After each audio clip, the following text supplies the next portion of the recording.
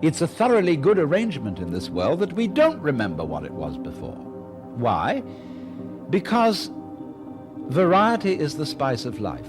And if we remembered, having done this again and again and again and again, we should get bored.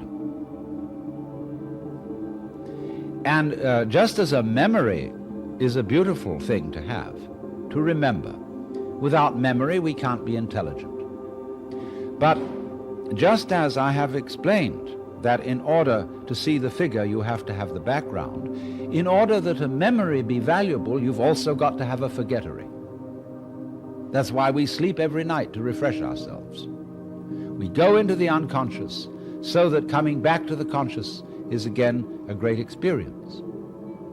Well, when that's gone on long enough, when day after day we remember the days that have gone before, even though there's the interval of sleep, there comes a point when really, if we consider what is to our true liking, we will want to forget everything that went before, so that we can have the extraordinary experience of seeing the world once again through the eyes of a baby, whatever kind of baby, so that it's completely new. We have all the startling wonder that a child has, all the vividness of perception, which we can't have if we remember everything forever.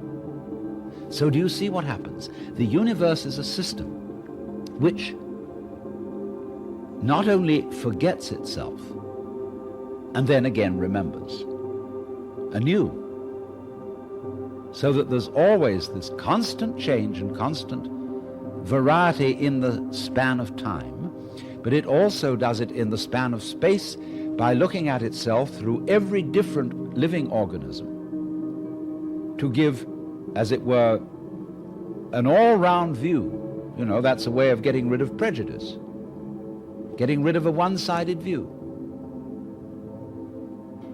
So, death, in that sense, is a tremendous release from monotony. It puts an interval of total forgetting in a rhythmic process of on and off, so that you can begin all over again and never be bored. But the point is that if you fantasize the idea of being nothing for always and always and always, what you're really saying is, after I'm dead, the universe stops. And what I'm saying is, no, it goes on just as it did when you were born. You see, you may say that you think it incredible that you have more than one life. But I say, first of all, isn't it incredible that you have this one? Isn't it incredible that out of the nothing that is your past, here you are? Well, it's astonishing. So, if that's astonishing, it can always happen again and again and again. Now, what this is saying then is that just as you don't know how you manage to be conscious, how you manage to grow and shape this body of yours, that doesn't mean to say that you're not doing it. Equally, you don't know how the universe shines the stars, constellates the constellation, and galactifies the galaxies. You don't know. But that doesn't mean to say that you aren't doing it in just the same way as you're breathing without knowing how you breathe. If I say really and truly, I am this whole universe, or put it in another way, this particular organism is an eyeing being done by the whole universe. And somebody could say to me, well, who the hell do you think you are? Are you God? Do you warm up the galaxies?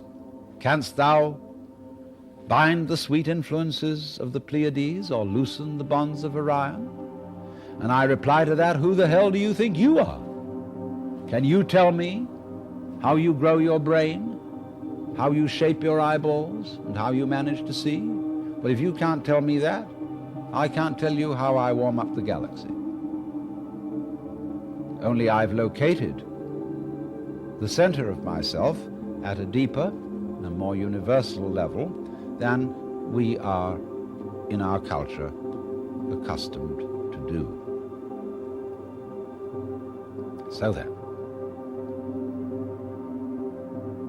if that universal energy is the real me, the real self which eyes as all these different organisms spread out in different spaces or places and happening again and again and again at different times, we've got a marvelous system going in which you can be eternally surprised. The universe is really a system which keeps on surprising itself.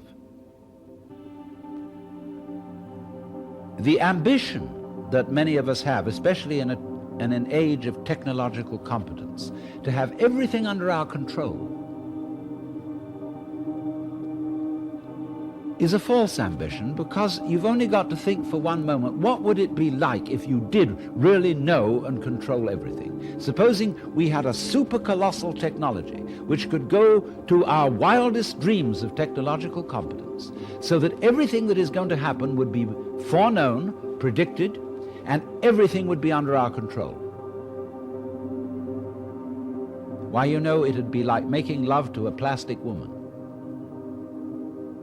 There would be no surprise in it, no sudden answering touch, as when we touch another human being, it's not like touching something made of plastic. There comes out a response, something unexpected.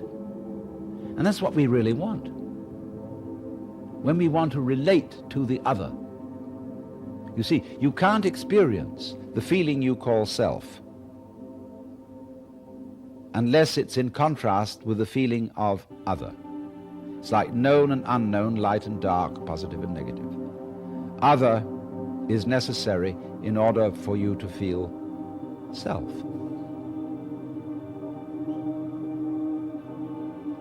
So then, isn't that the arrangement you want?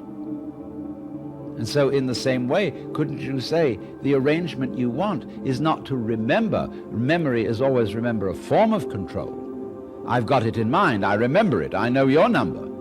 You're under control. Now, if you go on remembering and remembering and remembering, it's like writing on a piece of paper and going on writing and writing and writing until there's no white space left on the paper. Your memory is filled up. And so you need to wipe it all clean so that you have a white paper all over again and can begin to write on it once more. So that's what death does for us.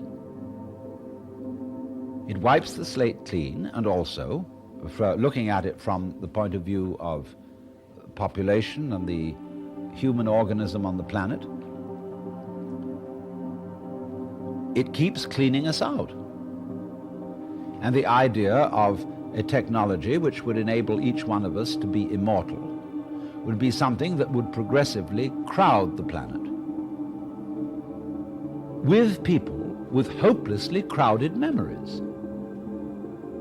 They would, as it were, be like people living in a house where they'd accumulated so much property, so many books, so many vases, so many sets of knives and forks, so many tables and chairs, so many newspapers, that there wouldn't be any room to move around. To live, we need space. And space is a kind of nothingness, and death is a kind of nothingness. It's all the same principle. And by putting blocks, as it were, or spaces of nothingness, spaces of space, in between spaces of something, we get life properly spaced out, to use the German word Lebensraum, room for living. That's what space gives us, and that's what death gives us. Now look, notice that in everything I've said about death, I haven't brought in anything that I could call spookery. I haven't brought in any information about anything that you don't already know. I haven't invoked any mysterious knowledge about souls, memory of former lives, anything like that. I've just talked about it in terms that we already know, so that if you say, well, all this idea that people have of life beyond the grave is just wishful thinking, I say, okay, I'll grant that. Let's assume that that is wishful thinking, and that when we are dead, there just won't be anything. See? Let's face that fact. That'll be the end. Now, notice, first of all, that's the worst thing you've got to fear. Does it frighten you? Who's going to be afraid? Supposing it ends, no more problems. But then, you will see that this nothingness, if you followed my argument, is something, as it were, you bounce off from again, just as you bounced in the first place when you were born. You bounced out of nothingness. Nothingness is a kind of bounce, because it implies, the nothing implies something. So you bounce back. All new, all different, nothing to compare it with before. A refreshing experience. And if, therefore,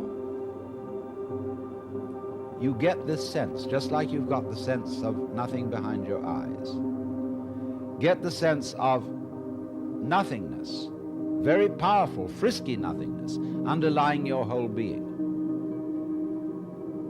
And there's nothing in that nothing to be afraid of. Then, with that sense, you can come on like a person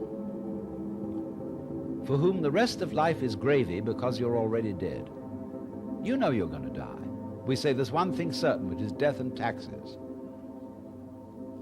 And the death of each one of us now is as certain as it would be if we were going to die 5 minutes from now. So where's your anxiety? Where's your hang-up? Regard yourself as dead already, so that you have nothing to lose. Turkish proverb says, he who sleeps on the floor will not fall out of bed. So in the same way, the person who regards himself as already dead, who, therefore, you are virtually nothing. 100 years from now, you'll be a handful of dust. That'll be for real. All right, act on that reality. And out of that nothing, you will suddenly surprise yourself that the more you know you're nothing, the more you'll amount to something.